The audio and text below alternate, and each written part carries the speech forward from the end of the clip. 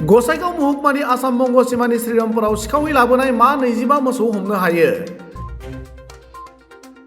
मोनसे स्रोत सुलुंनि बिथा खालामनानै गसाइगाव महकुमानि पुलिस बेंगिरि हिरेन कुमार डेकानि दैदेननाय पुलिसनि हानजाया सिमुलतापु आउटपस्टनि आइसि सन्जय कुमार रायनि दैदेननाय पुलिसनि मोनसे हानजानि हेफाजाबै सेबनायाव NL01 AB 1285 नम्बरनि गंसे कन्टेनाराव नेपालनि मा 25 मोसौ हमनो हायो।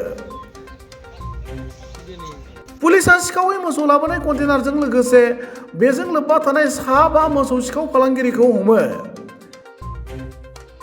हमजानाय मोसौ सिखाव फालांगिरिफोरा फारियै बरपेटानि रहिम खान, नुरुल इस्लाम खान, सारिफुल इस्लाम, धुबरी जिल्लानि सापग्राम थाना सिंनि देरिगेट गामिनि शफिकुल इस्लाम आरो महिदुल इस्लाम होनना पुलिसनि बिथिंनिफ्राय मिथिहोदों। गुबुन फारसेथिं मोसौफोरखौ सोनाब बंगनिफ्राय बरपेटानि बागपरसिम लाबोबाय थानाय जादोंमोन होनना हमजानाय सिखाव मोसौ फालांगिरिफोरा फोरमायदों।